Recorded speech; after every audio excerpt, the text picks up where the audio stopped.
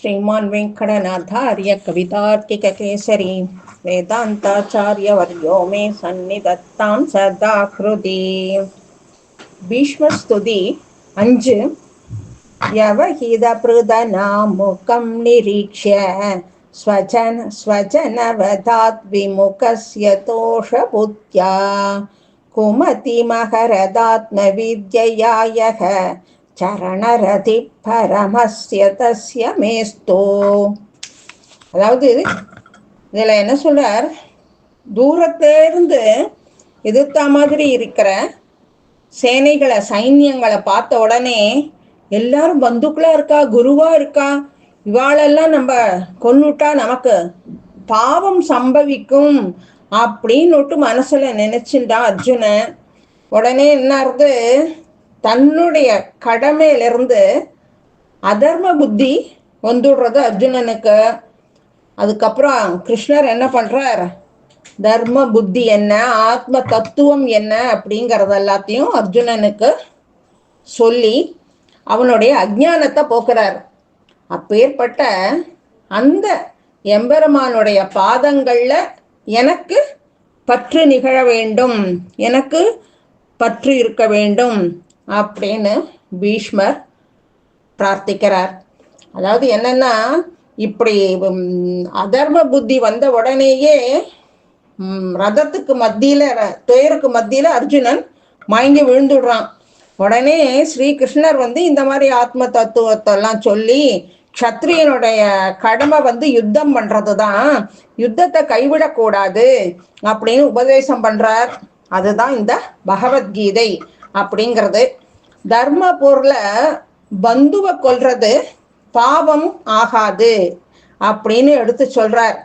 அதாவது தர்மத்துல அதர்ம புத்தியை உடையவனும் தம்மை சரணமடைந்தவனுமான பார்த்தனை உத்தேசிச்சு இந்த கீதா சாஸ்திரத்தை உபதேசம் பண்ணினார் ஸ்ரீகிருஷ்ணர் அப்படின்னு ஆள சாதிக்கிறார். இந்த மாதிரி போர் வீரர்கள்லாம் உயிர் போயிடுத்து அப்படின்னா நம்ம என்ன பண்றதுன்னு அர்ஜுனனுக்கு இன்னமும் சந்தேகம் போகல. அதுக்கப்புறமும் நிறைய உபதேசம் பண்றார் ஸ்ரீகிருஷ்ணர். அப்ப சொல்றார், என்னுடைய பார்வையிலேயே அவளோட உயிரெல்லாம் நான் அபகரிச்சு விட்டேன் அப்படின்னு இதை போன ஸ்லோகத்திலையுமே சொல்லியிருக்கார். அதனால இந்த ரகசியம் உனக்கு தெரியல அப்படின்னுட்டு பெருமாள் ஸ்ரீகிருஷ்ணர் சொல்றார். அததான் மயை வைதே நிகதாக பூர்வமேவ நிமித்த மாத்திரம் பவ சௌவிய சாச்சின் அப்படிங்கிறார். அர்ஜுனா, நான் இவாளெல்லாம் கண்ணாலே பார்த்து ஏற்கனவே கொல்லுட்டேன். நான் அவளெல்லாம் இப்ப ஏற்கனவே கொல்லப்பட்டவாதான், நீ ஒரு கருவியா இருக்க, அவ்வளவுதான். அதாவது ஒரு தச்சன் என்ன பண்ணுவான், உளியை எடுத்து மரத்தை வெட்டுறான் அப்படின்னா அந்த உளிங்கிறது ஒரு கருவி.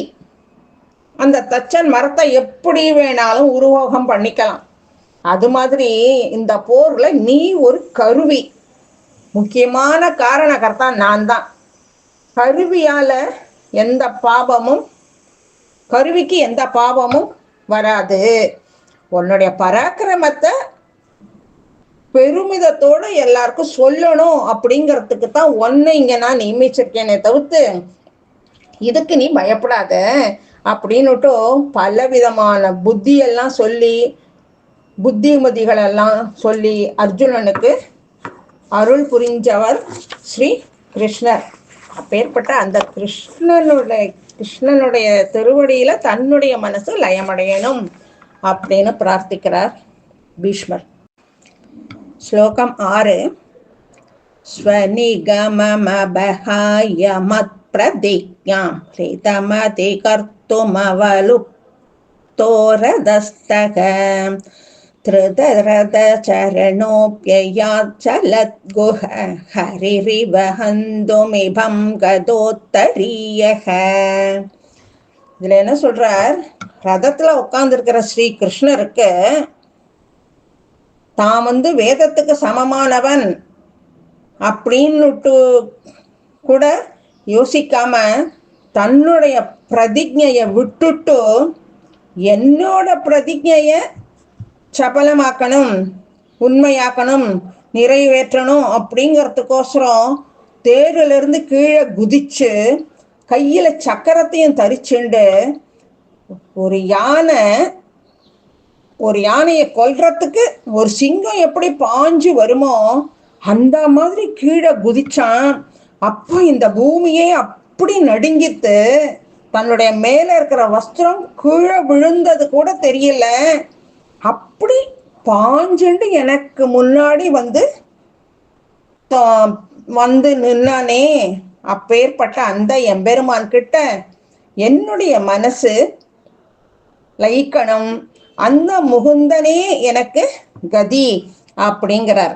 அதாவது பாரத யுத்தம் ஆரம்பிக்கிறதுக்கு முந்தி ஆயுதம் எடுக்காம பார்த்தனுக்கு உதவி பண்ணுவேன் அப்படின்னு பிரதிஜை பண்ணினான் ஸ்ரீகிருஷ்ணர். அந்த பிரதிஜைய பீஷ்மர் தெரிஞ்சுக்கிட்டு என்ன பண்ணினாராம், கிருஷ்ணனை போர்ல ஆயுதம் எடுக்க வைப்பேன் அப்படின்னு அவர் உறுதிமொழி சொல்றார். அப்போ போர்ல காங்கேயனோட அந்த பீஷ்மருடைய அந்த அம்புகள் எல்லாம் கூறிய அம்புகளா இருக்கு, அத்தனையும் இடைவிடாம வந்துட்டே இருக்கு. இப்படி இருக்கிற பொழுது இந்த அந்த பிராண பயம் வந்துடுத்து. அப்போ தனஞ்சயனாகிய அர்ஜுனன் தவிக்கிறான், என்ன பண்றதுன்னு தெரியல, தன்னை காப்பாத்திக்கணும் அப்படிங்கிறது புரியல. உடனே கண்ணனை பார்க்கறானா. பார்த்த உடனே பீஷ்மர் என்ன பண்றார், ஸ்வச்சந்த மிருத்யு, அவருடைய விருப்பப்படிதான் அவரோட உயிரை உடல் நீக்கம். அதாவது பீஷ்மருக்கு தன்னுடைய உயிரை போக்கணும்னு அவர் எப்ப நினைக்கிறாரோ அப்பதான் அவருடைய உயிர் போகும். அப்படி இருக்கிற பொழுதோ அவருக்கு மற்ற யாராலையுமே மரணம் சம்பவிக்காது. அவருடைய அத்தனை அம்புகளும் கடூரமானதா இருக்கிறது. அப்படி இருக்கிறது ஸ்ரீ கிருஷ்ணன் என்ன பண்ணா, கையில இருக்கிற ஆயுதத்தை எடுத்து அர்ஜுனனை காப்பாத்துறதுக்கு தன்னுடைய உறுதிமொழியையும் பொய்யாக்கிண்டு வரான். அதாவது ஆயுதம் எடுக்கலைன்னா பார்த்தனும் உயிர் போயிடும். வீரர், பக்தர், ஞானி, கௌரவர்களுக்கு மூதாதையர், அப்பேற்பட்ட அந்த பீஷ்மர் என்னடான்னா கண்ணனுடைய பிரதிஜைய தெரிஞ்சுண்டு தான் பிரதிஜை பண்ணினானோ இல்லையோ, அந்த கிருஷ்ணரை ஆயுதம் எடுக்கும்படி செய்வேன் அப்படின்னு சொல்லியிருந்தாரே, அதே மாதிரியே கிருஷ்ணர் யோஜனை பண்ணிட்டோ தான் ஆயுதத்தை எடுத்துட்டு போருக்கு வரார். தம்முடைய பிரதிஜையை காப்பாத்துறதுல பக்தன் பார்த்தனுக்கு பிராணனை கொடுக்கணும், அதே அந்த பிரதிஜைய பொய்யாக்காம மற்றொரு பக்தனுக்கு அவருடைய பிரதிஜைய உண்மையாக்கணும். அதுக்கோசரம் தான் தேர்ல இருந்து குதிச்சு அந்த சக்கராயுதத்தை கையில எடுத்துட்டார். இப்படி பக்தனாகிய பீஷ்மருடைய பிரதிஜைய சபலமாக்கியிருக்கார். ரெண்டு விதத்திலையும் இது ரெண்டு பேருக்கும் பயன்படுற மாதிரி ஆயிடுத்து. இப்படி அறிவு களஞ்சியம், பக்த சிரோன்மணி, நீதி நெறி தெரிஞ்சவர், வயதுல மூதியவர், இப்பேற்பட்ட பீஷ்மருடைய பிரதிஜைய பயன்படுத்துறதுக்கோசரமே போர்க்களத்துல ஆவேசத்தோட தேரிலிருந்து குதிச்சு சுதர்சன சக்கரத்தையும் கையில எடுத்துண்டு பீஷ்மருக்கு எதிராக பாஞ்சார் கிருஷ்ணர் அப்படிங்கிறார். அடுத்த ஸ்லோகம் 7.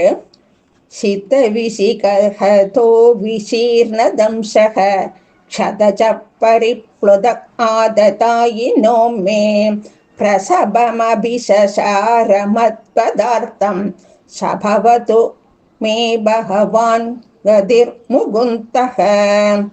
இப்படி இருக்கிற இந்த எம்பெருமான் என்னுடைய கூறிய அம்புகள் எல்லாம் மேல மேல கிருஷ்ணர் மேல பட்டு கவச்சம் பிளந்து வந்துடுத்து.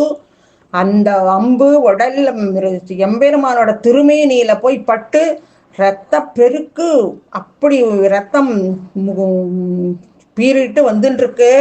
அப்பேற்பட்ட அந்த முகுந்தர் ஆயுதம் தாங்கி இருந்த என்ன கொல்லுவதற்காக விரைந்து வந்தார் அப்படிங்கிறார். அப்பேற்பட்ட அந்த முகுந்தன் கிட்ட எனக்கு லயம் கிடைக்கணும், அந்த முகுந்தனே எனக்கு கதி அப்படிங்கிறார். இப்படி கபட வேஷம் பூண்டு உடல்ல அப்படி ரத்த பெருக்கு வருது. கௌந்தேயனை காப்பாத்துறதுக்கோசரம் காங்கேயனான பீஷ்மரை கொல்றதுக்கு வரார். தமது கவச்சம் கூறிய அம்புகளால் நான் தொடுத்திருக்கேன், அது அவர் உடம்புல பாஞ்சு அப்படி ஒரு ரத்தம் பீறிட்டு வருது அப்படிங்கிறார் பீஷ்மர். இப்படி சீற்றத்தோட சீரிண்டு வந்தார் கிருஷ்ணர். தம்மையே மறந்துட்டார் அவர். 14 உலகங்களுக்கும் தான் தான் அதிபதி, 14 உலகங்களையும் தாங்கிறவன் நான் அப்படிங்கிற நினைவுக்கு வந்த மாதிரி இருந்தது அவருடைய செயல். அப்படி அதனால பாரம் தாங்க முடியாம இந்த பூமியெல்லாம் அப்படியே பூகம்பம் உண்டாயிடுத்து. அப்படி இருக்கிற பொழுது மேல் வஸ்திரம் கீழே விழுந்தத அவர் உணரல அப்படின்னு சொல்றதுல என்ன ஒரு ஆச்சரியம் இருக்கு. அர்ஜுனன் தடுத்த போதும் அதனையும் பொருட்படுத்தாம பீஷ்மருக்கு நேரா சீரிண்டு வந்தாரே, இந்த காட்சி சிறந்த பக்தரா இருக்கிற பீஷ்மருக்கு ஒரு அரிய அருளாக இருந்தது. அப்படி ஒரு அரிய காட்சியா இருந்தது பீஷ்மருக்கு அப்படிங்கிறார். இப்பேற்பட்ட இந்த முகுந்தன் கிட்ட என்னுடைய மனசு லயமடையணும், அந்த முகுந்தனே எனக்கு கதி அப்படிங்கிறார். இதுல அடுத்த ஸ்லோகத்தை அடுத்ததுல பார்க்கலாம். கவிதார்க்கிக சிம்ஹாய கல்யாண குணசாலினே ஸ்ரீமதே வெங்கடேசாய வேதாந்த குரவே நமஹ.